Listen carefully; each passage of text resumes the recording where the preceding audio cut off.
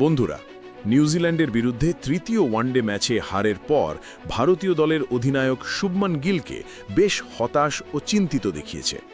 Match শেষ হওয়ার পর তার কথাবার্তায় স্পষ্ট বোঝা যাচ্ছিল এই হার তিনি একেবারেই হালকাভাবে নিচ্ছেন না।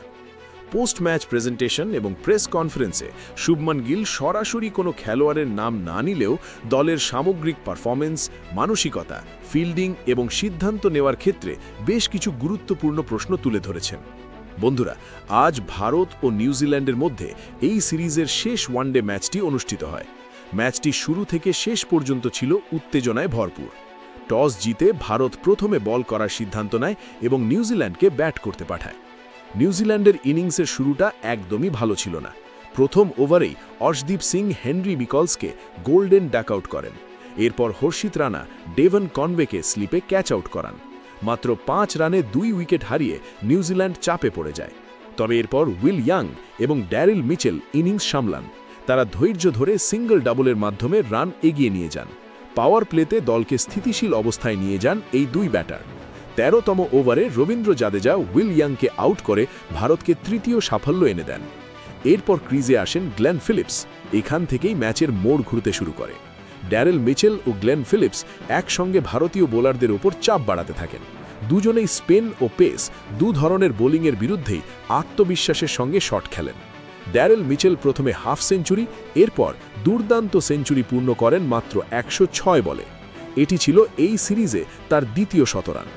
অন্যদিকে গ্লেন ফিলিপসও আক্রমণাত্মক ব্যাটিং করে সেঞ্চুরি করেন। দুজনের মধ্যে 200 রানের বেশি পার্টনারশিপ গড়ে ওঠে। 40 ওভার শেষে নিউজিল্যান্ডের স্কোর ছিল 3 উইকেটে 238 রান। শেষের দিকে ভারতীয় বোলাররা কিছুটা ফিরতে চেষ্টা করেন। অর্শদীপ সিং গ্লেন ফিলিপসকে আউট করেন, যিনি 106 রান করেছিলেন। এরপর মোহাম্মদ সিরাজ ড্যারিল মিচেলকে আউট করেন, যিনি 137 রান করে ফেরেন। শেষ ওভারগুলোতে ব্রেসওয়েল দ্রুত রান তোলেন এবং নিউজিল্যান্ড 50 ওভারে 8 উইকেটে 337 রানের বড় স্কোর দাঁড় করায়।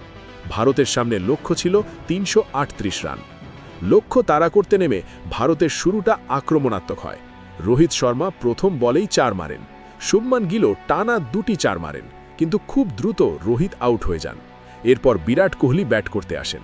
কিছুক্ষণ পর শুভমান গিলও কাইল জেমিসনের বলে বোল্ড হয়ে যান।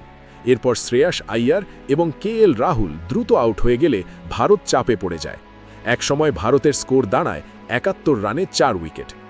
এক প্রান্তে বিরাট কোহলি দাঁড়িয়ে লড়াই চালিয়ে যান। তার সঙ্গে যোগ দেন নীতিশ রেড্ডি। দুজনে ধীরে ধীরে ইনিংস এগিয়ে নিয়ে যান। বিরাট কোহলি হাফ সেঞ্চুরি করেন দায়িত্বশীল ব্যাটিং করে। নীতিশ রেড্ডিও আত্মবিশ্বাসের সঙ্গে হাফ সেঞ্চুরি পূর্ণ করেন। তখন মনে হচ্ছিল ভারত হয়তো ম্যাচে ফিরতে পারে, কিন্তু এরপর নীতিশ রেড্ডি আউট হয়ে গেলে আবার চাপ বেড়ে যায়। এরপর একে একে উইকেট পড়তে থাকে। বিরাট কোহলি শেষ পর্যন্ত লড়াই চালিয়ে গেলেও দলকে জেতাতে পারেননি।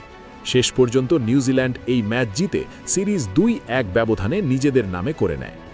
ম্যাচের পর অধিনায়ক শুভমান গিল বলেন, এই হার শুধু একটি ম্যাচ হার নয়, এটা আমাদের ভুলগুলো চোখে আঙুল দিয়ে দেখিয়ে দিয়েছে।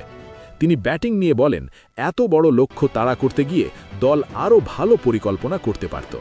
টপ অর্ডারের দ্রুত আউট হয়ে যাওয়াটাই ম্যাচের বড় টার্নিং পয়েন্ট ছিল বলে তিনি স্বীকার করেন। শুভমান গিল স্পষ্ট করে বলেন, ক্রিকেট একটি দলগত খেলা। শুধুমাত্র একজন বা দুজন খেলোয়াড়ের ওপর দায় চাপানো ঠিক নয়। অধিনায়ক হিসেবে এই হারের দায়িত্ব তিনি নিজেও নিচ্ছেন। ফিল্ডিং নিয়ে গিল বেশ কড়া মন্তব্য করেন। তিনি বলেন, এই স্তরের ক্রিকেটে এমন ফিল্ডিং গ্রহণযোগ্য নয়। সহজ ক্যাচ মিস, গ্রাউন্ড ফিল্ডিংয়ে ভুল, এসবই ম্যাচের ফলাফলে বড় প্রভাব ফেলেছে। গিল আরও বলেন, মিডল ওভারগুলোতে বোলিংয়ে আগ্রাসন কমে গিয়েছিল। ড্যারেল মিচেল ও গ্লেন ফিলিপসের জুটি ভাঙতে দল ব্যর্থ হয়েছে। মানসিকতা নিয়ে কথা বলতে গিয়ে শুভমান গিল বলেন, বড় লক্ষ্য তাড়া করার সময় ধৈর্য ও সঠিক দুঃসিদ্ধান্ত দুটোরই প্রয়োজন, কিন্তু এই ম্যাচে সেই ভারসাম্য বজায় রাখা যায়নি।